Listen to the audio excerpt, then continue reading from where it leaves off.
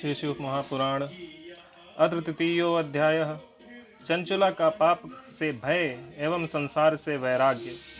शौनक उवाच। सूत सूत महाभाग सर्वज्ञो असि महामते, त्वत्प्रसादात् कृतार्थोऽहं पुनः पुनः। शौनक जी बोले, हे महाभाग सूत जी, आप सर्वज्ञ हैं। हे महामते, आपके कृपा प्रसाद से मैं बारंबार कृतार्थ हुआ। इस इतिहास को सुनकर मेरा मन अत्यंत आनंद में निमग्न हो रहा है। अतः अब भगवान शिव में प्रेम बढ़ाने वाली शिव संबंधिनी दूसरी कथा भी कहिए। इतिहासमिमं श्रुत्वा मनो मेतीव मोदते, अन्यामपि कथां शम्भोर्वद प्रेम विवर्धिनीं। नामृतं पिबतां लोके मुक्तिः क्वापि सभाज्यते, शम्भोः कथा सुधापानं प्रत्यक्षं मुक्तिदायकम्। धन्या धन्या कथा शम्भोस्त्वं धन्यो धन्य एव च, यदा कर्णनमात्रेण शिवलोकं व्रजेन्नरः। अमृत पीने वालों को लोक में कहीं मुक्ति नहीं प्राप्त होती, किंतु भगवान शंकर के कथा अमृत का पान तो प्रत्यक्ष ही मुक्ति देने वाला है। सदाशिव की जिस कथा के सुनने मात्र से मनुष्य शिवलोक प्राप्त कर लेता है, वह कथा धन्य है, धन्य है। और कथा का श्रवण कराने वाले आप भी धन्य हैं, धन्य हैं। सूत उवाच। शृणु शौनक वक्ष्यामि त्वदग्रे गुह्यमप्युत, यतस्त्वं शिवभक्तानां गृणीर्वेद वित्तमः। समुद्र निकटे देशे ग्रामो बाष्कल संज्ञकः, वसन्ति यत्र पापिष्ठा वेद धर्मोन्झिता जनाः। दुष्टा दुर्विषयात्मानो निर्दयवा जिह्य वृत्तयः, कृषिवलाः शस्त्रधराः परस्त्रीभोगिनः खलाः। ज्ञान वैराग्य सद्धर्म न जानन्ति परम हिते, कुकथा श्रवणाढ्येषु निरताः पशुबुद्धयः। सूत जी बोले, हे शौनक, सुनिए, मैं आपके सामने गोपनीय कथा वस्तु का भी वर्णन करूंगा, क्योंकि आप शिव भक्तों में अग्रगण्य तथा वेद वेत्ताओं में श्रेष्ठ हैं। समुद्र के निकटवर्ती प्रदेश में एक बाष्कल नामक ग्राम है, जहाँ वैदिक धर्म से विमुख महापापी द्विज निवास करते हैं। वे सब के सब बड़े दुष्ट हैं। उनका मन दूषित विषय भोगों में ही लगा रहता है। वे न देवताओं पर विश्वास करते हैं, न भाग्य पर। वे सभी कुटिल वृत्ति वाले हैं, किसानी करते हैं और भांति भांति के घातक अस्त्र शस्त्र रखते हैं। वे पर स्त्री गमन करने वाले और खल हैं। ज्ञान वैराग्य तथा सद्धर्म को वे बिल्कुल नहीं जानते। वे भी सभी पशु बुद्धि वाले हैं, सदा दूषित बातों को सुनने में संलग्न रहते हैं। देखा, जहाँ पे ब्राह्मण जब गड़बड़ करता है ना, तभी समाज में पूरा वो हो जाता है। तो जानते नहीं थे ब्राह्मण थे, मतलब वही ब्राह्मण थे जो किसी ब्राह्मण के घर में पैदा हुए, लेकिन उनके अंदर ब्राह्मणत्व तो नहीं था। उनको ज्ञान नहीं था, उनके अंदर भक्ति नहीं थी, उनके अंदर कुछ भी धर्म भी नहीं था। तो जब ब्राह्मण, जिसका काम ही है पूरी दुनिया में धर्म का प्रचार करना, लोगों को धर्म सिखाना, वही जब धर्म से विमुख हो जाएगा तो फिर तो बर्बादी होनी है। इसीलिए हमारे समाज की बर्बादी हुई थी। द्विज का मतलब ब्राह्मण ही होता है। ये बोल नहीं रहे कि समुद्र के निकटवर्ती प्रदेश में एक बाष्कल नामक ग्राम है, जहाँ वैदिक धर्म से विमुख महापापी द्विज निवास करते हैं। द्विज का मतलब होता है ब्राह्मण, और जो पापी है वो ब्राह्मण हो नहीं सकता। मतलब वो ब्राह्मण ऐसे थे कि वो ब्राह्मणों के घर में पैदा होने वाले लोग थे, बट वो ब्राह्मण नहीं थे, क्योंकि उनको जब उनके पास धर्म नहीं, उनके पास ज्ञान नहीं, उनके पास भक्ति नहीं, तो किस बात के ब्राह्मण। लेकिन वो कहने के लिए ब्राह्मण थे, वो कहे जाते थे बस ब्राह्मण, बट वो ब्राह्मण थे नहीं। और इसी को उसमें भगवत गीता में बोला गया है ना, कि अपना धर्म का पालन करना दूसरे के धर्म के पालन करने से बेहतर होता है हमेशा।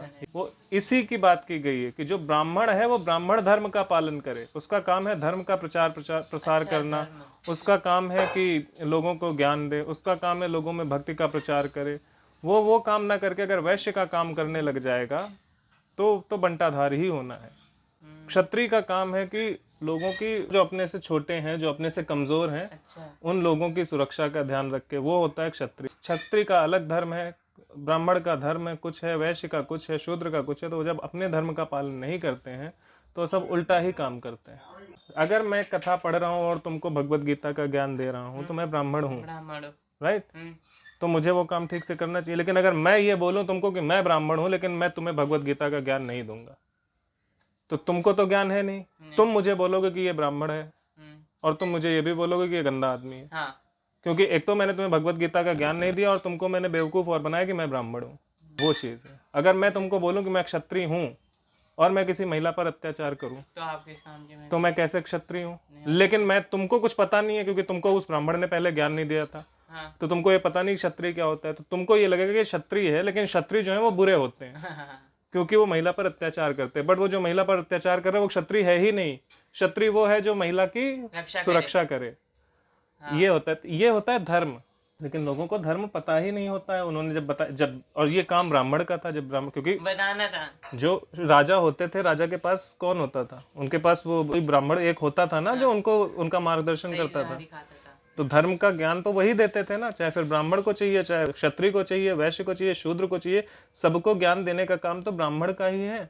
तो ब्राह्मण को ज्ञान कैसे मिलेगा? कि पीढ़ी दर पीढ़ी वो चलता है। इसलिए बोला जाता है कि ब्राह्मण का बेटा ब्राह्मण है, कि जब ब्राह्मण अपने बेटे को ब्राह्मणत्व तो सिखा दे। अगर ब्राह्मण के बेटे में ब्राह्मणत्व तो नहीं है तो वो ब्राह्मण नहीं है। लेकिन वो बोलचाल की भाषा में वो चलता ही रहा, ब्राह्मण का बेटा ब्राह्मण, शूद्र का बेटा शूद्र, वैश्य का बेटा वैश्य। बट ऐसा होता ही नहीं है। कोई भी किसी भी परिवार में पैदा हो सकता है ब्राह्मण किसी शूद्र के घर में पैदा हो जाए, किसी वैश्य के घर में पैदा हो जाए, किसी क्षत्रिय के घर में पैदा हो जाए। हो सकता है कोई क्षत्रिय ब्राह्मण के घर में पैदा हो जाए, कोई शूद्र ब्राह्मण के घर में पैदा हो जाए, कोई वैश्य ब्राह्मण के घर में पैदा हो जाए। तो ये हो सकता, ये होता ही है। वो कर्म के बेस पे था जिसको लोगों ने जन्म के बेस पे बना दिया, जन्म के बेस पे नहीं था। तो वही चीज यहाँ पे इन्होंने लिखी हुई है कि जो द्विज थे, द्विज मतलब द्विज समाज के जो लोग थे उसमें कुछ ब्राह्मण थे, लेकिन कुछ जो नेक्स्ट जनरेशन आई वो ब्राह्मण नहीं थी। लेकिन वो सब कहे ब्राह्मण ही जा रहे थे क्योंकि वो गांव में ब्राह्मण थे सारे, कि वो ब्राह्मण कहे जाते थे। जैसे मैं ब्राह्मण हूँ, तुम मेरे बेटे हो, तुम ब्राह्मण नहीं हो, लेकिन जब हम साथ में है तो हम ब्राह्मण ही कहे जाएंगे, बट एक्चुअल में तुम ब्राह्मण नहीं।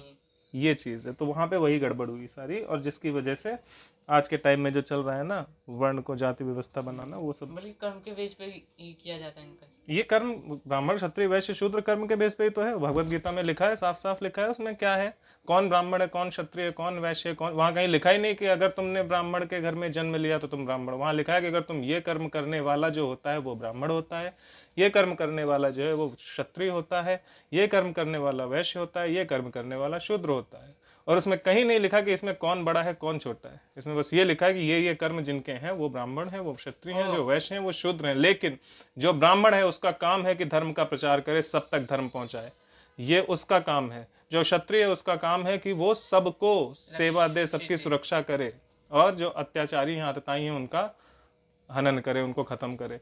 जो वैश्य है उसका काम है कि धन का अर्जन करे और ब्राह्मणों की सेवा में लगाए और राज्य की सेवा में लगाए। ब्राह्मण और क्षत्रिय जो है वो सेवा का काम कर रहे हैं ना। ब्राह्मण अगर ज्ञान दे रहा है, क्षत्रिय अगर सुरक्षा दे रहा है, तो उनको धन तो चाहिए ना। तो धन देने का काम वैश्य का है, वैश्य धन को देगा। शूद्र क्या है, शूद्र का काम है कि अपनी जितनी भी शक्ति है, क्योंकि शूद्र जो होता है वो शारीरिक मेहनत करता है, वो इन सबकी जो दिमाग से काम, जो इनका ये लोग जो दिमाग लगाते हैं उसको जमीन पे उतारने का काम शूद्र का होता है, जो मेहनत करता है सबसे ज्यादा। तो शूद्र का काम है इन सबको सपोर्ट करे कि वो अब जो देश के लिए या जो राज्य के लिए, जो धर्म के लिए जो काम है उसको जमीन पे कैसे उतारा जाए। बिना शूद्र के तुम उतार ही नहीं पाओगे, बैठे बैठे लगाते रहो दिमाग। अगर मैं एक वैश्य हूँ, बिजनेस का लिए दिमाग लगा रहा है कि इतना खरीदना, इतना बेचना, इतना करना है, उतना करना है, लेकिन मेरे पास वो बंदा ही नहीं है जो उठा के वहां ले जाए, वो जो जमीन पे काम कर सके, तो कैसे होगा? बिना उसके वो काम हो ही नहीं सकता। अगर क्षत्रिय जो है बड़ा राजा बना घूम रहा है, लेकिन उसके पास सेवा करने वाला ही कोई नहीं है, अगर वो देखने वाले लोग ही नहीं है जो उसके लिए काम, उसके अंडर में जो काम करेंगे, जो फील्ड पे काम कर रहे हैं, मेहनत कर रहे हैं, वो शूद्र है ना। तो जब वो है ही नहीं तो क्या कैसे करेगा वो? इसलिए उनके सबके काम डिवाइडेड थे। जब लोगों ने अपना काम, जिसको बोला गया ये ब्राह्मण है, तुम मेरे घर में पैदा हुए तो लगा कि ये ब्राह्मण है, राइट। बट जब तुम बड़े हुए तो पता चला कि तुम ब्राह्मण नहीं थे। लेकिन वो जो पब्लिक थी उसको नहीं पता कि तुम ब्राह्मण नहीं हो, क्योंकि उसे तो ये लगा कि भाई ब्राह्मण के घर में जो पैदा होता है उसको वो ज्ञान देके ब्राह्मण बना ही देते हैं। अब उसे ये नहीं पता कि ज्ञान देके बनाना होता है, उसे ये पता था कि पैदा होने से बन जाता है, क्योंकि वो उसने ग्रंथ नहीं पढ़े, उसने धर्म नहीं पढ़ा, इसलिए उसको पता ही नहीं है कि क्यों होता है। कर्म के आधार पे होता है। और ये इसीलिए यहाँ पे इनको बोला गया कि विमुख महापापी द्विज निवास करते थे, क्योंकि वो ब्राह्मण के घर में पैदा हुए, लेकिन उनको धर्म और भक्ति और भगवान इसका ज्ञान नहीं था, इसलिए वो लोग पाप करते थे। अन्य वर्णाश्च कुधिया स्वधर्म विमुखा खला कुकर्म निरता नित्यम सदा विष यिणश्च ते। जहाँ के द्विज ऐसे हों वहाँ के अन्य वर्णों के विषय में क्या कहा जाए। एग्जैक्टली जो मैं बोल रहा हूँ, जहाँ के ब्राह्मण को धर्म नहीं ज्ञान है, क्योंकि ब्राह्मण का काम है बाकी जो लोग हैं उनको धर्म सिखाना। जब ब्राह्मण को ही नहीं पता तो वहाँ के बाकी वर्णों को क्या कहा जाए, वो भी वैसे ही होंगे। अन्य वर्णों के लोग भी उन्हीं की भांति कुत्सित विचार रखने वाले, स्वधर्म विमुख एवं खल हैं। वे सदा कुकर्म में लगे रहते हैं और नित्य विषय भोगों में ही डूबे रहते हैं। हाँ अंकल। राइट। तो जब तक गुरु सही नहीं होगा तब तक चेला कैसे बढ़िया बनेगा। जो उनको मार्गदर्शक है वो समझदार होगा, वो अगर धर्म के रास्ते पे चलेगा तभी बाकी दुनिया धर्म के रास्ते पे चल पाएगी, वरना नहीं चलेगी। तो स्त्रियः सर्वाश्च कुटिलाः स्वैरिण्य पापलालसाः कुदियो व्यभिचारिण्य सद्वृत्ताचार वर्जिताः। वहाँ की सब स्त्रियां भी कुटिल स्वभाव की, स्वेच्छाचारिणी, पाप आसक्त, कुत्सित विचार वाली और व्यभिचारिणी हैं। वे सद्व्यवहार तथा सदाचार से सर्वथा शून्य हैं। अब जब बाकी वर्ण वैसे हैं तो स्त्रियां भी तो वर्णों में ही आ रही हैं सब, तो वो भी वैसी होंगी, वो कहाँ अलग से थोड़ी आएंगी। एवं कुजन संवासे ग्रामे बाष्कल संगीते तत्रैको बिंदुगो नाम विप्र आसीन महाधमः। कुजनों के निवास स्थान उस वाष्कल नामक ग्राम में किसी समय एक बिंदुग नामधारी ब्राह्मण रहता था। वह बड़ा अधम था। स दुरात्मा महापापी सुदारो अपि कुमारगगः वेश्यापतिर्भूवाथ कामाकुलित मानसः। वह दुरात्मा और महापापी था। यद्यपि उसकी स्त्री बड़ी सुंदर थी तो भी वह कुमार्ग पर ही चलता था। काम वासना से कलुषित चित्त वह वेश्यागामी था। तो आपके पास कुछ भी हो, अगर आपके पास धर्म नहीं है तो आप गलत रास्ते पे ही चलोगे। उसके पास बहुत सुंदर पत्नी थी लेकिन फिर भी उसको दूसरी स्त्रियों में वो था, वेश्याओं के चक्कर में रहता था। क्योंकि आपका मन कभी शांत होगा ही नहीं। जो लोग एक जगह पे नहीं, जिनको धर्म का ज्ञान नहीं होता, वो एक जगह टिक नहीं पाते। हमारे में पता है तुम्हें मूर्ति पूजा का क्यों वो है, ताकि तुम्हारा मन एकाग्रचित हो सके। क्योंकि भगवान के इतने स्वरूप हैं, तुम कौन से वाले पे एकाग्रचित, तो वो मूर्ति पूजा की इस मूर्ति पे एकाग्र हो जाओ। राइट। जब उस पे एकाग्रचित हो जाओगे तो तुम बाकी जो मूर्तियां हैं, जो हमारे तुम्हारे, हम लोग भी मूर्तियां ही तो हैं जो घूम रहे हैं इधर उधर। हाँ। कोई स्त्री है वो भी तो एक मूर्त स्वरूप ही तो है किसी ना किसी आत्मा का। तो जब उसकी तरफ तुम्हारा मन आकर्षित नहीं होगा, जब तुम्हारा मन, लोग लड्डू गोपाल को ले लेकर घूमते रहते हैं, क्यों घूमते रहते हैं? क्योंकि भाई उनका मन उसमें रम गया है। अब उनको कोई लड़की वड़की नहीं दिखेगी। वो अगर लड़की है तो उसको कोई लड़का नहीं दिखेगा, क्योंकि उसको अब लड्डू गोपाल ही सबसे प्यारे हैं। शिवलिंग लेके हम लोग बैठे हुए हैं, क्यों बैठे हुए हैं? क्योंकि हमको यही प्रिय है। हमें इधर उधर हमारा मन नहीं भागेगा अगर हमारा ध्यान इन पे रहेगा। इसलिए मूर्ति पूजा होती है। जब तुमको पता ही नहीं कहाँ जाना है तो तुम कहाँ जाओगे? तुमको कुछ पता भी तो होना चाहिए। तुमको जब कुछ दिख ही नहीं रहा तो तुमको फिर वही सब दिखेगा, भोग विलास, यही सब, ये काटो वो मारो उसको खाओ, ये करो वो करो, यही सब दिखेगा। क्योंकि तुमको वो कुछ दिखी नहीं, कोई टारगेट ही नहीं ना तुम्हारे पास। तुम्हारा टारगेट ही जब यही है भोग विलास, तो फिर तुम कहाँ जाओगे?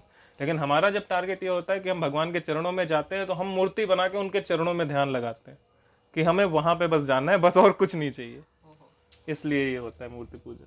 स्वपत्नीम चंचुलाम नाम हित्वा नित्यम सुधर्मिणीम रेमे सावेश्यया दुष्टः स्मर बाण प्रपीडितः। उसकी पत्नी का नाम चंचुला था। वह सदा उत्तम धर्म के पालन में लगी रहती थी, तो भी उसे छोड़कर वह दुष्ट ब्राह्मण कामासक्त होकर वेश्यागामी हो गया। यस, वो दुष्ट ब्राह्मण था जो वेश्यागामी हो गया था। लेकिन उसकी पत्नी जो थी वो उत्तम धर्म के पालन में थी। कम से कम खुद धर्म का पालन कर रही थी, खुद भक्ति उसके अंदर थी। ठीक है। तो अब एक ही परिवार में एक पति एक पत्नी, पत्नी जो है वो ब्राह्मण है लेकिन पति नहीं है।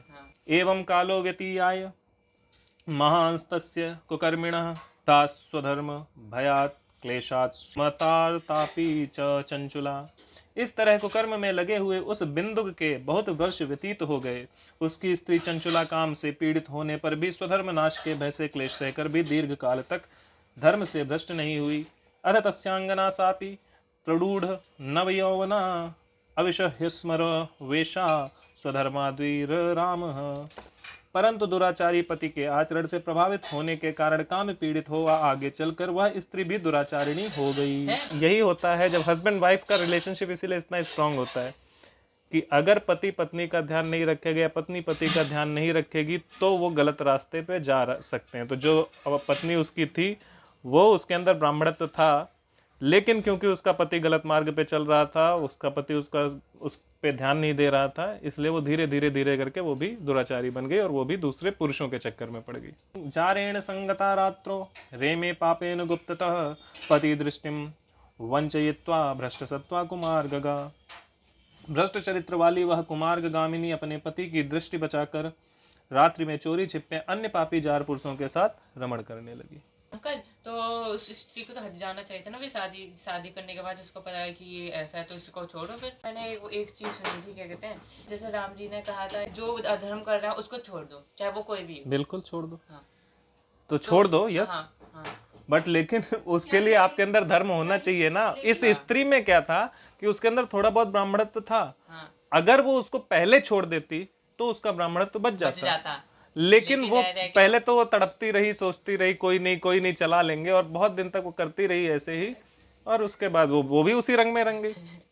फिर वो चीज नहीं आती, अच्छा ये ऐसे करेगा, हाँ ये ऐसे करता है तो मैं भी यही करूंगी, वहीं पे गड़बड़ हो गया। लेकिन अगर उसके पास पूर्ण रूप से अगर धर्म होता, अगर वो, क्योंकि उसके अंदर ब्राह्मणत्व था लेकिन उसके आगे उसने उसको बढ़ाया नहीं। जैसे हमारे तुम्हारे अंदर ब्राह्मणत्व है, मान लो हम लोग पूजा पाठ कर रहे हैं, अब हम लोग करें थोड़ा बहुत, कभी करें कभी ना करें, कभी करें ना करें, धीरे धीरे धीरे धीरे करके अरे पूजा करना तो बहुत ही रिग्रेसिव है, बहुत ही छोटे लोगों की सोच है, कौन पूजा कौन करता है, इट्स नॉट मॉडर्न, ऐसे करके हम सोचने लगे तो धीरे धीरे हम भी कुमार्गामी हो जाएंगे, ब्राह्मणत्व खत्म हो जाएगा। तो हमारे अंदर सिर्फ ब्राह्मणत्व की चिंगारी है, उसको आग बनाना हमारा काम है।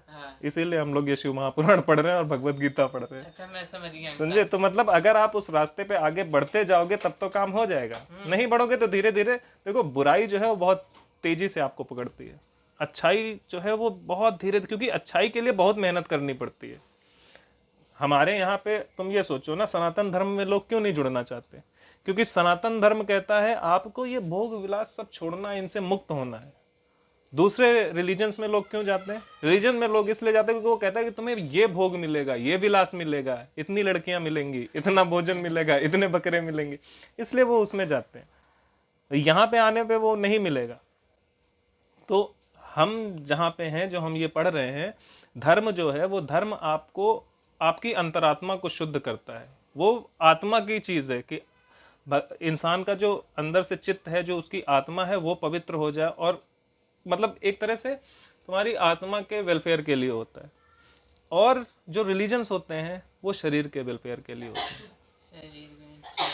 और जो शरीर का वेलफेयर होता है वो एक्चुअल वेलफेयर नहीं होता, क्योंकि वहां पे आपको शरीर को खराब करने की ही सारी चीजें बताई जा रही हैं। यहाँ पे क्या बोलते हैं कि शरीर को खराब करने की जरूरत नहीं, आप ध्यान लगाओ, आप अपने शरीर को स्ट्रांग बनाओ और धर्म के काम करो। वहां पे ये कहते हैं कि धर्म, उनको पता ही नहीं एक्चुअली धर्म क्या है, तो बात ही खत्म हो जाती है, उसमें तो मतलब ही नहीं बनता। धर्म तो यही है ना, वहाँ है कहाँ।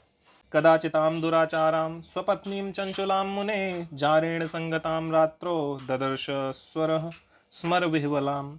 हे मुने, एक बार उस ब्राह्मण ने उस दुराचारिणी पत्नी चंचुला को कामासक्त हो पर पुरुष के साथ रात्र में संसर्गरत देख लिया। दृष्ट्वाम ताम दूषिताम पत्नीम कुकर्मासक्त मानसाम जारेण संगताम रात्रो क्रोधाद्रुद्राव वेगतः। उस दुष्ट तथा दुराचार में आसक्त मन वाली पत्नी को रात में परपुरुष के साथ व्यभिचार रत देखकर वह क्रोधपूर्वक वेग से दौड़ा। तमागतम ग्रहे दुष्टमाज्ञाय बिंदुकम खलः पालयितो द्रुतम जारो वेगतश्चर्मवान स वै। उस दुष्ट बिंदुक को घर में आया जानकर वह कपटी व्यभिचारी तेजी से भाग गया। अथ सा बिंदुगः पत्नीं गृहीत्वा सुदुराशयः मुष्टिबंधेन संतर्ज्य पुनः पुनर्ताडयत्। तब वह दुष्ट आत्मा बिंदुक अपनी पत्नी को पकड़कर उसे डांटता हुआ मुक्कों से बार बार पीटने लगा। सा नारी ताडिता भर्त्रा चंचुला स्वैरिणी खला कुपिता निर्भया प्राह स्वपतिम बिंदुकम खलम। वह व्यभिचारिणी दुष्टा नारी चंचुला पीटी जाने पर कुपित होकर निर्भयता पूर्वक अपने दुष्ट पति बिंदुक से कहने लगी। पीट रही थी, गुस्सा आया उसको, उसने बोला, जवाब दिया उसने।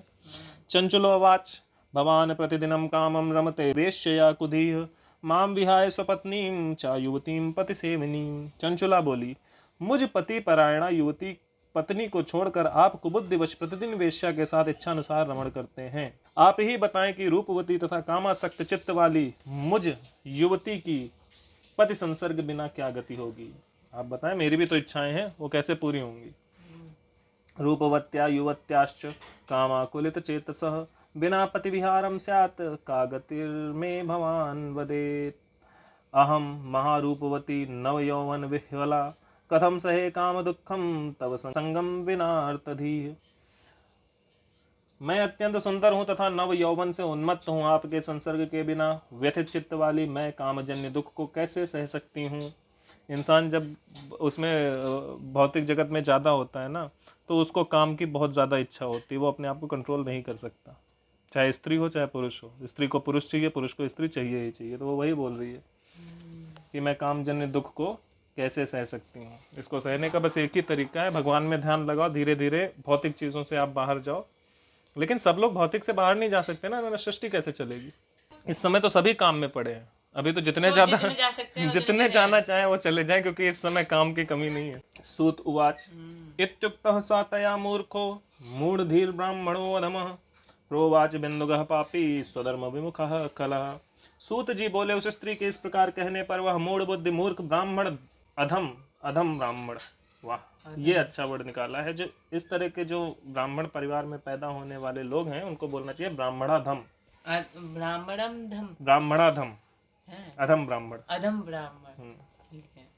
स्वधर्म विमुख दुष्ट पापी बिंदुग कहने लगा। बिंदुग उवाच सत्यमे तत्त्वयोक्तं हि काम व्याकुल चेतसा हितं वक्ष्यामि तस्मात्ते शृणुकान्ते भयं त्यज। जारैर्विहर नित्यं त्वं चेतसा निर्भयेन वै धनमाकर्षतेभ्यो हि दत्त्वा तेभ्यः परां रतिं। तद्धनं देहि सर्वं मे वेश्यासंसक्तचेतसः महत्स्वार्थं भवेन्नूनं तवापि च ममापि च।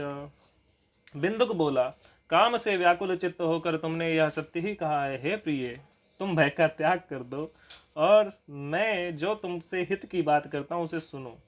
तुम निर्भय होकर नित्य पर पुरुषों के साथ संसर्ग करो, उन्हें संतुष्ट करके उनसे धन खींचो। वह सारा धन वेश्या के प्रति आसक्त मन वाले मुझको दे दिया करो, इससे तुम्हारा और मेरे दोनों का ही स्वार्थ सिद्ध हो जाएगा। ये होता है जब आपके अंदर धर्म खत्म होता है, तो ये होता है वो अपनी पत्नी को भी बेचने में लग गया, क्योंकि वो खुद नहीं छोड़ सकता। अगर वो यहाँ पे भी अभी भी सुधरने के चांसेस थे, वो कहता ठीक है मेरी भी गलती है, इसकी भी तो ठीक है आज से मैं भी ये गलत काम छोड़ दूंगा और तुम भी छोड़ो, और हम लोग अच्छे से भगवान का ध्यान करते हैं और अपनी गृहस्थ जीवन में एक दूसरे के साथ रहते हैं। वो ये कर सकता था, बट धर्म हो तब ना, बिना धर्म के आप ये नहीं कर सकते। सूत उवाच इति भर्तृवचः श्रुत्वा चंचला तद्वधूश्च सा तथेति भर्तृवचनं प्रतिजग्राह हृष्टधीः। कृत्वा एवं समयं तो वै दंपति दुष्टमानसो कुकर्म निरतो जातो निर्भयेन कुचेतसा। अब तो और बढ़िया हो गया उनके लिए। सूत जी बोले, पति का यह वचन सुनकर उसकी पत्नी चंचुला ने प्रसन्न होकर उसकी कही बात मान ली। उन दोनों दुराचारी पति पत्नी ने इस प्रकार समझौता कर लिया तथा वे दोनों निर्भय चित्त से कुकर्म में लीन हो गए। क्योंकि उनका सरनेम कुछ होगा इसलिए उनको ब्राह्मण लोग बोलते हैं, बट वो ब्राह्मण नहीं है, वो नीच से भी नीचे है। वो ब्राह्मण ही नहीं, वो ना ब्राह्मण है, न क्षत्रिय, न वैश्य, न शूद्र है, कुछ भी नहीं है, उससे भी नीच है, वो उससे भी नीच है। एवं तयोस्तु दंपत्योर दुराचार प्रवृत्तयोः महान कालो व्यतीयाय निष्फलो मूढ़ चेतसोः। इस तरह दुराचार में डूबे हुए उन मूढ़ चित्त वाले पति पत्नी का बहुत सा समय व्यर्थ बीत गया। अथ विप्रः स कुमतिर बिंदुगो वृषलीपतिः कालेन निधनं प्राप्तो जगाम नरकं खलः। भुक्त्वा नरक दुखानि बह्वहानि समूढ़धीः विंध्ये भवत् पिशाचो ही गिरो पापी भयंकर। तदनंतर शूद्र जातीय वेश्या का पति बना हुआ वह दूषित बुद्धि वाला दुष्ट ब्राह्मण बिंदुग समयानुसार मृत्यु को प्राप्त होकर नरक में जा पड़ा। बहुत दिनों तक नरक के दुख भोग कर वह मूढ़ बुद्धि पापी विंध्य पर्वत पर भयंकर पिशाच हुआ। मृते भर्तरी तस्मिन् वै दुराचारे यथ बिंदुगे उवास स्वगृहे पुत्रैश्चिरकालम विमूढ़धीः। उधर दुराचारी पति बिंदुक के मर जाने पर वह मूढ़ हृदया चंचला बहुत समय तक पुत्रों के साथ अपने घर में ही रही। एवं विहरती जा रही है सा नारी चंचला ह्या आसीत कामरता प्रीता किंचित उत्क्रांत यौवना। इस प्रकार काम प्रेम पूर्वक कामासक्त होकर जारों के साथ विहार करती हुई चंचला नामक स्त्री का कुछ कुछ यौवन समय के साथ ढलने लगा। तो ये तो भाई शरीर है, ये तो धीरे धीरे खत्म होगा, तो उसको भौतिक में लगाओगे तो कितने दिन तक लगा रहेगा। तो भाई स्त्री शरीर वो भी बूढ़ा होने लगा। एकदा दैव योगेन संप्राप्ते पुण्य पर्वणि सा नारी बंधुभिः सार्धं गोकर्णं क्षेत्रमाययो प्रसंगात् सा तदा गत्वा कस्मिंश्चित् तीर्थपाथसि सस्नो सामान्यतो यत्र तत्र बभ्राम बंधुभिः। एक दिन दैव योग से किसी पुण्य पर्व के आने पर वह स्त्री भाई बंधुओं के साथ गोकर्ण क्षेत्र में गई। तीर्थ यात्रियों के संग से उसने भी उस समय वहां जाकर किसी तीर्थ के जल में स्नान किया। फिर वह साधारणतया देवालये अथ कस्मिंश्चित् दैवद्य वज्ञमुखतः शुभां शुश्राव सत्कथां शंभो पुण्यां पौराणिकीं च सा। फिर वह साधारणतया मेला देखने की दृष्टि से बंधुजनों के साथ यत्र तत्र घूमने लगी। घूमती गमाती किसी देव मंदिर में उसने एक दैवज्ञ ब्राह्मण के मुख से भगवान शिव की परम पवित्र एवं मंगलकारिणी उत्तम पौराणिक कथा सुनी। योषितां जारसक्तानां नरके यमकिंकराः संतप्त लोह परिघम क्षिपन्ति स्मर मंदिरे इति पौराणिकेनोक्तां श्रुत्वा वैराग्यवर्धिनीं कथामासीद् भयोद्विग्ना चकंपे तत्र सा च वै। कथावाचक ब्राह्मण कह रहे थे कि जो स्त्रियां पूर्व पुरुषों के साथ व्यभिचार करती हैं वे मरने के बाद जब यमलोक जाती हैं तब यमराज के दूत उनकी योनि में तपे हुए लोहे का परिघ डालते हैं। पौराणिक ब्राह्मण के मुंह से यह वैराग्य बढ़ाने वाली कथा सुनकर चंचुला भैंसे व्याकुल हो वहां कांपने लगी। कथा समाप्तो सा नारी निर्गतेषु जनेषु च भीता रहसि तम प्राह शैवम संवाचकम द्विजम। जब कथा समाप्त हुई और लोग वहां से बाहर चले गए तब वह भयभीत नारी एकांत में शिव पुराण की कथा बाँचने वाले उन ब्राह्मण से कहने लगी। जब उसको पता चला कि बाद में ना हमको कष्ट शारीरिक दिया जाएगा तब वो आई। तो दो चीजें होती हैं, कभी कभी लोगों को डरा के बताया जाता है जबकि कथा सुन के आपको अपने आप वैराग्य होना चाहिए तब ज्यादा अच्छा होता है। लेकिन अगर आप डर की वजह से भी अगर धीरे धीरे उस चीज से बाहर चले जाते हो तो धीरे धीरे आपके अंदर अपने आप वैराग्य उत्पन्न हो जाएगा। जब तक डर है तब तक आपको मुक्ति नहीं मिली है। आप डर से बुराई के बाहर जाना शुरू करते हो, फिर जब बुराई से बाहर चले जाते हो भक्ति करने लगते हो, धीरे धीरे धीरे करके वो आपको साफ कर देता है और आपके अंदर से डर खत्म हो जाता है और वैराग्य आ जाता है। आपको पता चल जाता है कि भगवान ही सब कुछ है, ये सब भौतिक चीजें कुछ नहीं है, तब मुक्ति मिलती है। तो वो डर से अभी बाहर जाने की तैयारी कर रही है। चंचुलोवाच ब्रह्मन त्वं शन्वसद् व्रतम जानन्त्या स्वधर्मकम् श्रुत्वा मामुद्धर स्वामिन् कृपां कृत्वा तुलामपि। चंचुला ने कहा, ब्राह्मण मैं अपने धर्म को नहीं जानती थी इसलिए मेरे द्वारा बड़ा दुराचार हुआ है। धर्म इसको नहीं पता था, इसने पहले खुद ही बोल दिया। स्वामिन इसे सुनकर मेरे ऊपर अनुपम कृपा करके आप मेरा उद्धार कीजिए। चरितम शूलबड़म पापम मया मूढ़धिया प्रभो नीतम पौंश्चल्यतः सर्वम यौवनम मदनांधया। हे प्रभु, मैंने मूढ़ बुद्धि के कारण घोर पाप किया है। मैंने कामांध होकर अपनी संपूर्ण युवावस्था व्यभिचार में बिताई है। श्रुत्वेदम वचनम तेद्य वैराग्य रस जृंभितम जाता महाभयासाहम सकंपात वियोगिका। धिंगमाम मूढ़धियम पापाम काम मोहित चेतसम निंद्याम दुर्विषय आसक्ताम विमुखीम ही स्वधर्मतः। आज वैराग्य रस से ओतप्रोत आपके इस प्रवचन को सुनकर मुझे बड़ा भय लग रहा है। मैं कांप उठी हूँ और मुझे इस संसार से वैराग्य हो गया है। मुझ मूढ़ चित्त वाली पापिनी को धिक्कार है। मैं सर्वथा निंदा के योग्य हूँ। मैं कुत्सित विषयों में फंसी हुई हूँ और अपने धर्म से विमुख हो गई हूँ। इसको थोड़ा बहुत ज्ञान हुआ है कथा सुन के। पूरी कथा सुनने के बाद आपको ज्ञान होता है, वरना वो ये बोलती कि मुझे भगवान ये बताओ कि ये जो मुझे बाद में कष्ट मिलेगा इससे बचने का उपाय क्या है। वो ये नहीं बोल रही है, उसको ये पता चल गया कि मैं धर्म से विमुख हूँ, जो मुझे करना चाहिए वो मैं नहीं कर रही हूँ। वो एक डर तो है लेकिन उसके साथ उसका फोकस उस पर कम है। उसको इस बात का एहसास हो गया कि यार गलत मैं कर रही थी, अब तक जो भी कर रही थी। ये यहीं पे मुक्ति यहीं से होना शुरू होती है। जब आपको ये एहसास हो जाए कि मैं गलत हूँ तब मुक्ति हो रही है। जब तक आप इसलिए कुछ भी कथा सुन रहे हो, कोई भी नाम जप रहे हो कि मुझे मुक्ति मिल जाए, अरे ये मैंने पाप किया है तो इससे मुक्ति मिल जाए, जब तक वो मन में विचार है कि इससे मुक्ति मिलेगी तब तक नहीं मिलेगी। जब आपको ये पता चल जाएगा कि ये तो बहुत बुरा हुआ, अब मैं ये कभी नहीं करूँगा कुछ भी हो जाए, तब मुक्ति। जब मुक्ति का ख्याल खत्म हो जाएगा तब मुक्ति मिलेगी। जब अधर्म करने की इच्छा और सब कुछ खत्म हो जाएगा तब मुक्ति मिलेगी। यदल्पस्य सुखस्यार्थे स्वकार्यस्य विनाशिनं महापापं कृतं घोर मजानन्त्याति कष्टदम्। थोड़े से सुख के लिए अपने हित का नाश करने वाले तथा भयंकर कष्ट देने वाले घोर पाप मैंने अनजाने में ही कर डाले। यास्यामि दुर्गतिम काम काम घोराम हा कष्टदायिनीम को ज्ञो यास्यति माम तत्र कुमार गरत मानसाम। मरणे यमदूतांस्तान कथम द्रक्षे भयंकरान कथम पाशैर्बलात् कंठे मध्यमानाधृतिम लभे। कथम सहिष्ये नरके खंडशो देह कृंतकनम यातनाम तत्र महतीम दुखदाम च विशेषतः। हाय, न जाने किस किस घोर कष्टदायक दुर्गति में मुझे पड़ना पड़ेगा, और वहाँ कौन बुद्धिमान पुरुष कुमार्ग में मन लगाने वाले मुझ पापनी का साथ देगा। मृत्यु काल में उन भयंकर यमदूतों को मैं कैसे देखूंगी। जब वे बलपूर्वक मेरे गले में फंदे डालकर मुझे बांधेंगे तब मैं कैसे धीरज धारण कर सकूंगी। नरक में जब मेरे शरीर के टुकड़े टुकड़े किए जाएंगे उस समय विशेष दुख देने वाली उस महायातना को मैं वहाँ कैसे सहूंगी। दिवा चेष्टामिन्द्रियाणाम कथम प्राप्स्यामि शोचति रात्रो कथम लभिष्येऽहं निद्रां दुख परिप्लुता। हा हतास्मि चादग्धास्मि विदीर्ण हृदयास्मि च सर्वथाहं विनष्टास्मि पापिनी सर्वथाप्यहम्। दुख और शोक से ग्रस्त होकर मैं दिन में सहज इंद्रिय व्यापार और रात्रि में नींद कैसे प्राप्त करूंगी। हाय, मैं मारी गई, मैं जल गई, मेरा हृदय विदीर्ण हो गया और मैं सब प्रकार से नष्ट हो गई, क्योंकि मैं हर तरह से पाप में ही डूबी हुई हूँ।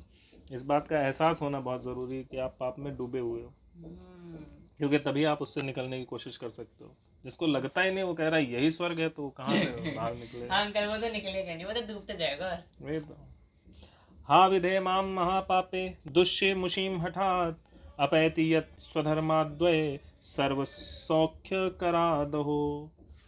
शूलप्रोतस्य शैलाग्रात् पततस्तुङ्गतो द्विज यद्दुःखं देहिनो घोरं तस्मात् कोटिगुणं मम। अश्वमेधशतं कृत्वा गंगा स्नात्वा शतं समाः न शुद्धिर्जायते प्रायो मत्पापस्य गरीयसः। हाय विधाता, मुझ पापिनी को आपने हठात ऐसी दुर्बुद्धि क्यों दे दी जो सभी प्रकार का सुख देने वाले स्वधर्म से दूर कर देती है। हे द्विज, शूल से बिंधा हुआ व्यक्ति ऊंचे पर्वत शिखर से गिरने पर जैसा घोर कष्ट पाता है, उससे भी करोड़ों गुना कष्ट मुझे है। सैकड़ों अश्वमेघ यज्ञ करके अथवा सैकड़ों वर्षों तक गंगा स्नान करने पर भी मेरे घोर पापों की शुद्धि संभव नहीं दिखती। उस स्त्री को खुद ये समझ आ गया कि एक बार गंगा स्नान करने से मेरी शुद्धि नहीं होगी। किम करोमि क्व गच्छामि कम वा शरणमाश्रये कस्त्रायते माम लोके अस्मिन् पतन्तीं नरकार्णवे। मैं क्या करूं, कहाँ जाऊं और किसका आश्रय लूं। मुझ नरकगामिनी को इस संसार में कौन रक्षा करेगा। त्वमेव मे गुरुर्ब्रह्मा त्वं माता त्वं पितासि च उद्धरोद्धर मां दीनां त्वामेव शरणं गताम्। हे ब्राह्मण, आप ही मेरे गुरु हैं, आप ही माता और आप ही पिता हैं। आपकी शरण में आई हुई मुझ दीन अबला का उद्धार कीजिए, उद्धार कीजिए। सूत उवाच इत संजात निर्वेदां पतितां चरणद्वये उत्थाप्य कृपया धीमान बभाषे ब्रह्मणः सही। सूत जी बोले, हे शौनक, इस प्रकार खेद और वैराग्य से युक्त हुई चंचला उस ब्राह्मण के चरणों में गिर पड़ी। तब उन बुद्धिमान ब्राह्मण ने कृपा पूर्वक उसे उठाकर इस प्रकार कहा, जो कहा वो आएगा चतुर्थ अध्याय में। इस श्री स्कांदे महापुराणे शिव पुराण महात्म्य चंचुला वैराग्य वर्णनम नाम तृतीयो अध्याय। इस प्रकार श्री स्कंद महापुराण के अंतर्गत शिव पुराण महात्म्य में चंचुला वैराग्य वर्णन नाम तीसरा अध्याय पूर्ण हुआ। तो इस अध्याय में वैराग्य होना था, तो उसको वैराग्य होना शुरू हो गया है। आगे क्या होगा वो अगले अध्याय में बताएंगे। ओम नमः शिवाय।